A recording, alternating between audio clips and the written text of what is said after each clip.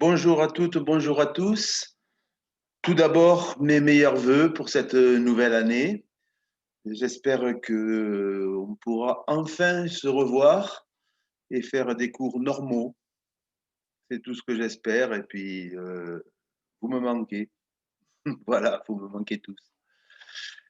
Je viens ici expliquer un petit peu en direct, si on peut dire, hein, le cours que je vous envoie sur les altérations et les accords altérés. Voilà, pour essayer d'y mettre un petit peu de vie, un petit peu de quelque chose qui soit autre qu'un simple papier où il est écrit des choses. Voilà, donc je commence tout de suite pour pas perdre de temps. Euh, en ce qui concerne les altérations, je passerai vite. Donc, bien sûr, la première altération, je suis au chapitre 2, altération.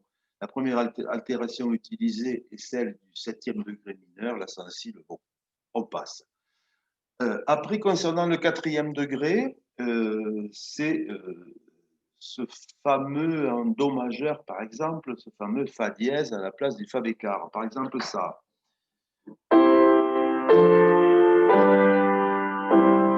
Voilà. Là, on est en do et je vais altérer tout simplement le quatrième degré, c'est-à-dire le fa qui va devenir fa dièse.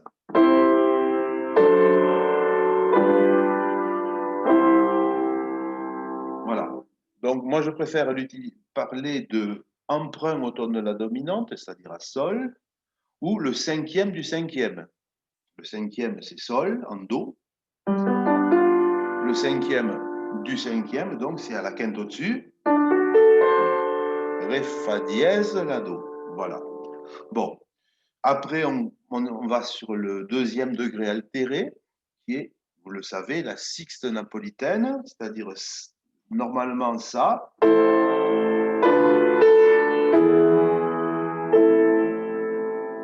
Voilà. Et si je fais la sixte napolitaine, ça devient ceci.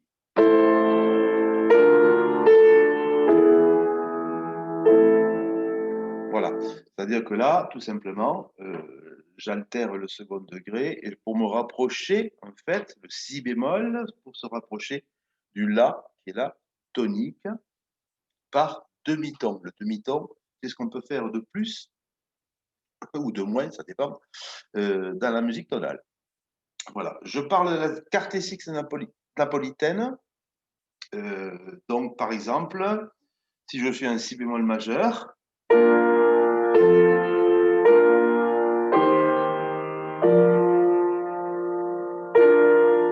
là, je fais un si bémol majeur, je suis sur l'accord de quarté sixte.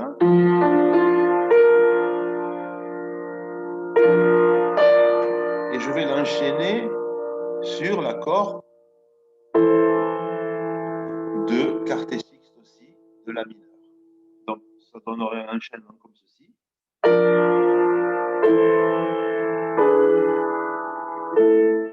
Voilà. Bon, c'est un cas particulier, on ne le trouve pas souvent, mais bon, j'en ai profité pour vous le signaler. Alors, je continue sur le chapitre 3, accords altérés. Donc, ça, c'est très important. Seuls les accords bâtis sur la structure de l'accord parfait majeur peuvent être altérés. Alors, ça se comprend très bien. Je prends un accord majeur. Je vais pouvoir altérer donc l'accord. Voilà. Là, on comprend qu'on a un accord. Vous entendez la différence, cet accord ici de quinte augmentée. Si je le fais en mineur, bien entendu, ça va provoquer tout à fait autre chose. Accord de do mineur, j'altère à la quinte avec un sol dièse. Ça fait en fait un simple accord de sixte, do, mi bémol, la bémol. Donc, ça n'a aucun intérêt. Là, j'ai altéré en montant. C'est ce que je dis en dessous. Altération ascendante. Et on peut aussi altérer en descendant. On verra ça un petit peu plus loin. Alors, l'altération, ce que je n'avais pas dit jusqu'à présent, je l'ai peut-être mis un peu tard, mais bon, l'altération concerne la quinte de l'accord. et uniquement la quinte, bien entendu. Alors, les accords susceptibles d'être altérés, bon, là, je vous laisse lire la chose. Donc, 1, 4, 5 en majeur, 5, 6 en mineur, uniquement. Voilà, dans des chiffrages, 5 et 7, bon, enfin, ça, vous pouvez le lire, c'est facile à comprendre. La résolution, là aussi, quelque chose d'assez simple à comprendre, l'altération ascendante.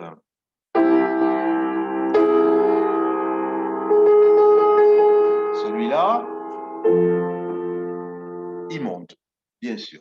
Et l'altération descendante, pardon, a une résolution conjointe descendante. Alors, ici, je vais prendre un accord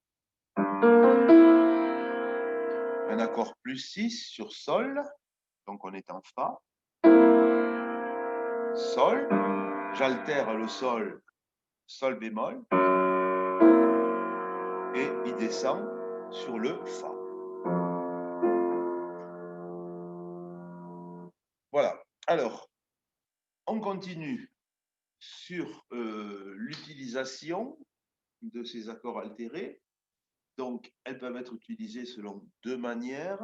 Un remplacement de la quinte normale. Alors, par exemple, je prends Schumann, un trio de Schumann, qui est en Fa majeur. Au lieu de commencer avec cet accord-là, qui va vers celui-ci, il va altérer la quinte. Alors, l'original fait, normalement, ça fait ça. Et maintenant, ça fait... Voilà. Donc là, elle est carrément attaquée. La quinte remplace la quinte naturelle. La quinte altérée remplace la quinte naturelle. On peut l'avoir aussi sous la forme d'un chromatisme. Donc, si je reprends ce trio de Schumann, on pourrait faire donc... Je mets les deux quintes, la quinte normale, naturelle, et la quinte altérée, comme ceci. Donc,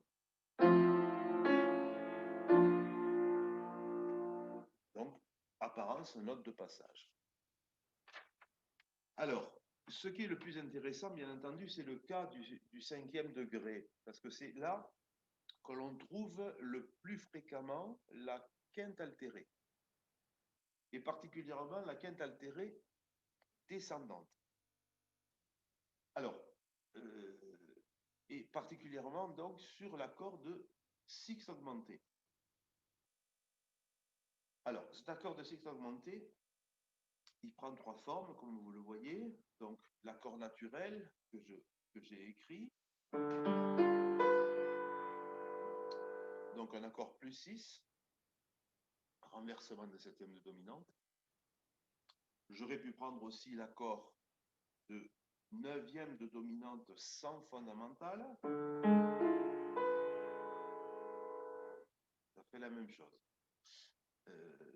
Alors ici, donc, j'altère la quinte. Donc, vous voyez, c'est écrit en rouge, c'est la basse.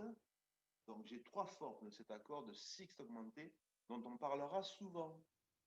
Voilà, donc l'original, j'altère la quinte. On entend effectivement l'intervalle de sixte augmenté entre la basse et la partie supérieure. Alors, ça n'est pas évidemment la seule disposition. Je peux le faire, par exemple, avec la septième en haut, la sensible dessous. Ça, c'est pas un problème. Voilà. Donc là, c'est dans l'accord plus 6, base plus 6 que j'écris. Après, on peut l'avoir avec l'accord de septième de dominante sans fondamentale. Donc, plus de sol. Donc, ré bémol, fa, fa, si. Voilà. Et enfin, je peux l'avoir aussi sous la forme de la neuvième de dominante mineure avec donc la neuvième, ré bémol qui est la quinte altérée, la bémol, la neuvième, fa, la septième, si, la sensible. Chose que je n'ai pas écrite et j'aurais dû le faire, c'est que cet enchaînement oblige chacune des notes à se résoudre. Donc le ré bémol, quinte altérée, doit descendre sur le do. Et la neuvième, la bémol, doit descendre sur le sol. En l'occurrence, vous vous rendrez compte que si je fais ça, je rejoue les deux et j'ai deux quintes consécutives. Mais ces deux quintes consécutives sont permises par les traités, parce qu'on ne peut pas faire autrement, tout simplement. Voilà. Et alors après la septième, le fa septième bis résout mi, et le si va au do. 4 résolutions, 4, comme ça. Voilà. Donc, voilà ce que ça fera. Alors après, le placement. Ça, c'est important, le placement des quintes altérées dans la réalisation. Donc, vous lisez ce qui est écrit. J'y reviens un petit peu. Ce qui est très, très mauvais, en fait, effectivement, c'est de faire cette quinte altérée. Elle est très jolie, comme ça, avec l'accord de si, sol, ré dièse. Très joli.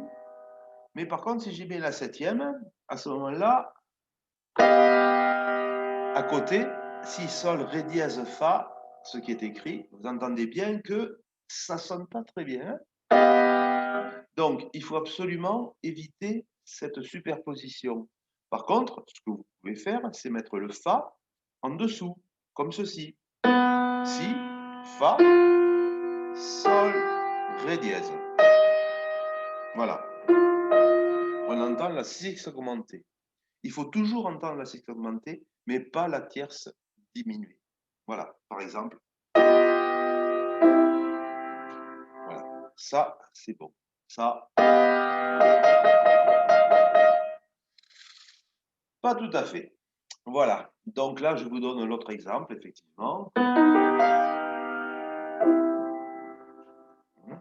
Où on a non pas une tierce diminuée, mais une dixième diminuée. Voilà, ça fonctionne. Il faut écarter, en fait, ces notes-là, pour qu'on les entende indépendamment. C'est ça qui est important. Voilà. Et pour finir, donc je parle de la quinte altérée descendante. Alors on est dans le même cas en fait, c'est exactement le même cas. Ce problème de tierce diminuée qui est pas bon. Donc là vous voyez l'exemple.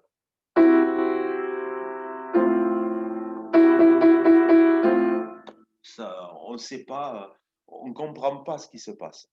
Voilà. Dans le deuxième exemple, c'est mieux. Bon, ceci dit, l'idéal serait de le faire plutôt avec le plus 4. C'est-à-dire, dans le premier exemple, au lieu de mettre le Do à la basse, au premier accord, je mettrais plutôt le Si bémol. Donc, ça reste toujours mauvais, bien sûr. Mais dans le deuxième exemple, vous allez entendre que c'est quand même beaucoup mieux.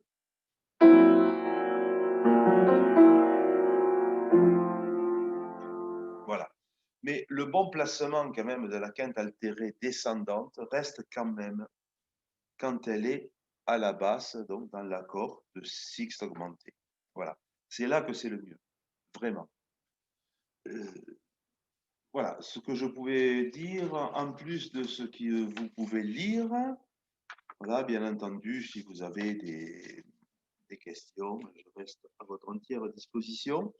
Pour l'instant, je n'ai aucune information venant de la direction me permettant de vous dire la date de reprise des cours en présentiel. On en reste donc pour l'instant à ce qu'il en est aujourd'hui, c'est-à-dire les cours en distanciel. Voilà. J'en suis désolé, mais c'est comme ça. J'espère qu'on va en sortir très vite. Voilà, j'ai terminé. Et écoutez, bonne lecture, bonne écoute. Et puis, je vous dis à très bientôt, au plus vite. Voilà. À bientôt.